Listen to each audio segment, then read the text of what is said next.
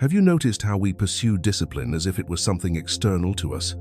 Something we must acquire, conquer, impose upon our being? This relentless pursuit of techniques, methods, routines, as if true discipline could be found in a book, in a course, in some external formula. There is a profound anxiety in this, do you see? As if you are always chasing something that perpetually remains just beyond your grasp. Look at your own life. How many commitments have you made to yourself only to break them the very next day? How many transformation plans, diets, exercise routines, meditation practices, all begun with fervor and abandoned when the initial excitement fades? The guilt we feel, the constant frustration, the sense that something is fundamentally wrong with us because we cannot maintain what we promised ourselves. I remember a man who came to me, a successful executive by society's standards. He had a magnificent home, luxurious cars, a seemingly perfect family.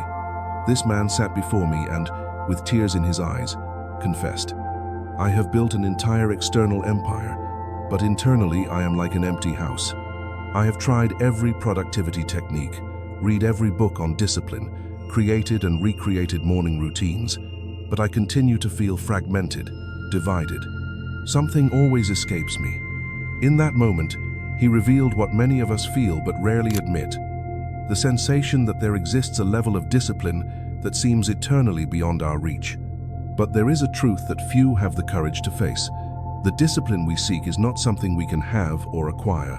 True discipline is not a technique, it is a state of being. Many centuries ago, in feudal Japan, there lived a man named Miyamoto Musashi. History records him as the most formidable swordsman who ever lived, undefeated in more than 60 mortal duels. But what makes Musashi extraordinary was not merely his victories, but the quality of his presence, the nature of his discipline. What most people do not understand about Musashi is that his discipline was not something he practiced occasionally. It was something he became. There was no separation between the man and his practice. When he slept completely. When he observed totally. When he fought without reservation. There was no fragmentation, no division between what he did and who he was. He was not trying to be disciplined. He was discipline itself embodied. Modern society has created a distorted understanding of what discipline is.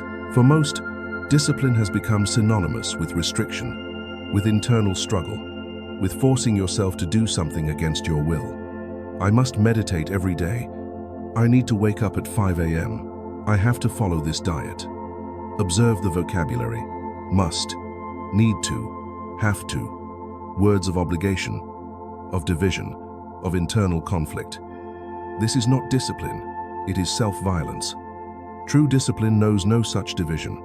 The word discipline comes from the Latin discere, which means to learn. It is not about forcing, but about a continuous state of learning, of attentive receptivity. Musashi understood this deeply. In his Dokodo, The Way of Walking Alone, written a week before his death, he left 21 precepts. The first of these says, "Accept everything exactly as it is." Seems contradictory, doesn't it?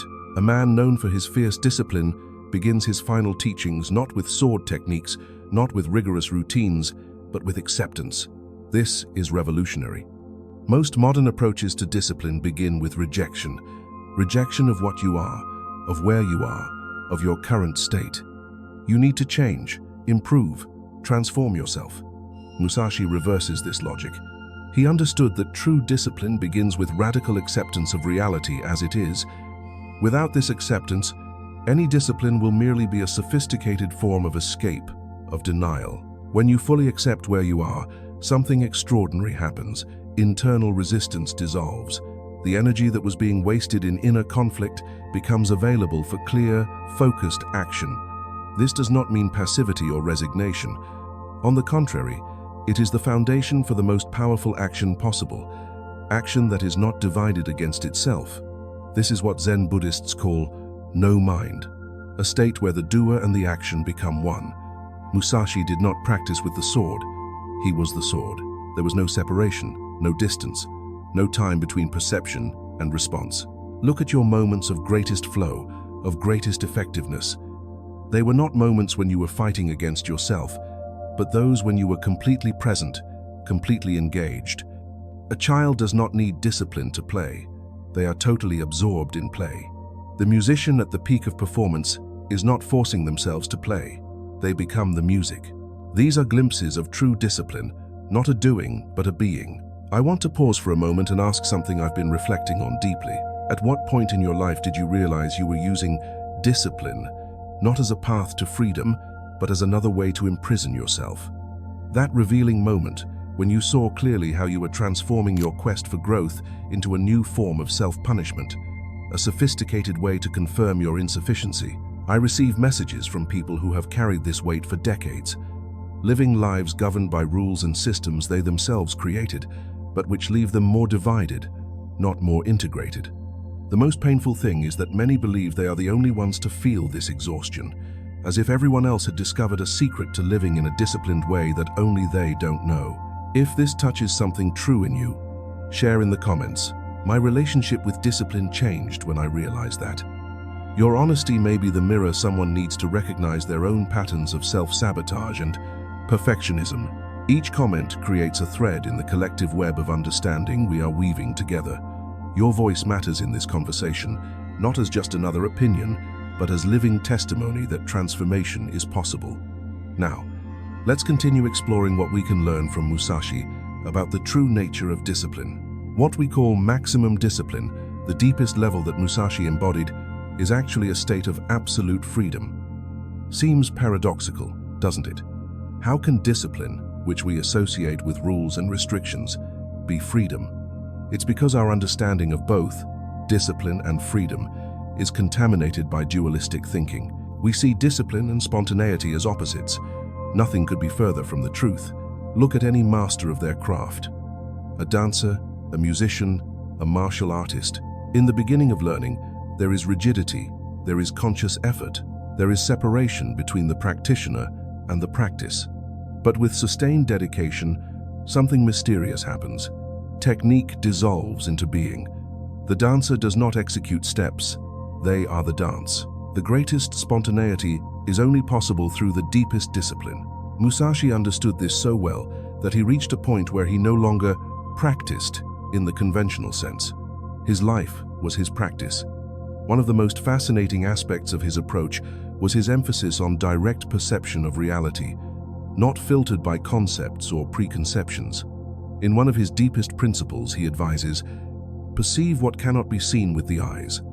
This is not vague mysticism. It is a practical instruction about engaging with reality at a deeper level than mere sensory processing. Maximum discipline is a state of attention so complete that there is no delay between perception and action. There is no need for self-coercion because there is no internal division to be overcome. This is what Zen calls beginner's mind, a mental clarity without obstructions, without preconceptions. Musashi did not fight with pre-planned strategies. He responded to the present moment with such immediacy that his opponents felt as if they were fighting against nature itself. Impersonal, direct, without hesitation. Compared to this understanding, most of what we call discipline in the modern world is superficial. Creating a checklist, following a morning routine, forcing yourself to do something you would otherwise resist. All of this may have its value as initial stages, but they are far from discipline as a unified state of being. They are crutches that eventually need to be abandoned. In his final years, Musashi devoted himself to painting and calligraphy with the same intensity he had brought to the sword. His artworks are remarkable for their spontaneity and immediacy. He could capture the essence of a bird or a landscape with a few precise strokes, without hesitation or correction. This is the manifestation of true discipline in another domain, the ability to be so completely present that there is no separation between the artist and the art, between intention and expression. When you begin to perceive discipline in this way, something fundamental changes. You stop fighting against yourself.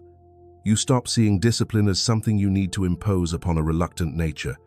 Instead, you begin to see that true discipline is a natural unfolding of your being when all internal obstructions are removed. It is not a question of adding something, but of removing what stands in the way. One of the most radical aspects of Musashi's teachings was his emphasis on simplicity. Do nothing which is of no use. he advised.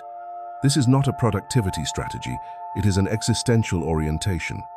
The ordinary mind is constantly engaged in useless activities, chasing irrelevant thoughts, worrying about the future, ruminating over the past. True discipline begins with radical simplification, not just of the external environment, but of the internal landscape. When you eliminate the non-essential, both materially and mentally, what remains naturally assumes a quality of focus and clarity. It is not necessary to force concentration. It arises spontaneously when distractions are removed. The mind, like water, naturally becomes clear when allowed to settle. This is the basis of what Musashi called the mind like clear water, a state of consciousness that reflects reality precisely as it is, without distortion. The idea that discipline requires constant willpower is one of the greatest obstacles to true discipline. Willpower implies internal conflict, one part of you forcing another part to submit. This approach may work briefly, but it always leads to exhaustion and, eventually, internal rebellion. True discipline does not deplete, it energizes. It does not diminish, it expands. It does not restrict, it liberates. Musashi was known for his ability to maintain constant attention without apparent effort. During his duels, he remained perfectly calm, observing every movement of the opponent with undisturbed clarity. This was not a feat of forced concentration, but the natural result of a unified mind. When there is no internal conflict, the energy that would normally be wasted in inner struggle becomes available as pure awareness. One of the most profound concepts in Musashi's philosophy is Mizu no Kokoro, the mind like water. Water assumes the shape of any container without resistance. It naturally flows to the lowest point. When disturbed, it quickly returns to calm. These qualities exemplify discipline at its highest level, not as rigidity, but as perfect adaptability, not as control, but as natural responsiveness. Imagine for a moment what it would be like to live this way, without the constant struggle between what you think you should do and what you actually do, without the critical inner voice constantly judging and finding fault, without the feeling of always falling short of some impossible ideal. This is not a utopian fantasy. It is the natural state of being when freed from the layers of conditioning that created the internal division. Musashi was not superhuman. He had simply penetrated the fundamental illusion that most of us continue to maintain. The separation between the practitioner and the practice, between the observer and the observed, between what we are and what we do. Once this division is seen as illusory, discipline ceases to be a problem. One of the most revealing aspects of Musashi's life was his independence from external validation. He did not fight to impress, did not follow established schools, did not seek status or recognition. His practice was purely for his own growth and understanding. This is another quality of maximum discipline. It is intrinsically motivated, not directed toward external gains or approval. Most of us are caught in an endless cycle of externally motivated discipline. We exercise to look a certain way to others. We meditate to feel spiritual in the eyes of others. We study to obtain credentials that will impress society. This external orientation always leads to fragmented discipline because it is grounded in the division between what we are and what we think we should be to gain acceptance. Musashi's discipline was completely different. He practiced because practice was his nature, not because he was trying to achieve some future ideal state or impress observers. When practice becomes an expression of your being, rather than a means to some external end, discipline, as we normally conceive it, becomes irrelevant. You don't need to force yourself to do what is already the natural expression of your being. Think of the difference between a child being forced to practice piano and a mature musician who cannot help but play because music is their most natural form of expression. The first situation requires discipline in the conventional sense, pushing against resistance. The second is spontaneous expression. What appears as discipline to an external observer is simply the natural unfolding of the musician's being. In essence, the maximum discipline that Musashi embodied was not an achievement. It was an unveiling, not something added, but something revealed when all layers of conditioning, self-deception, and internal division were removed.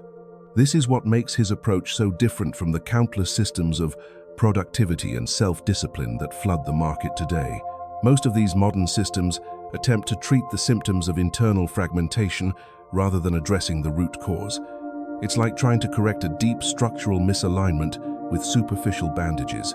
They may offer temporary relief, but the fundamental problem remains.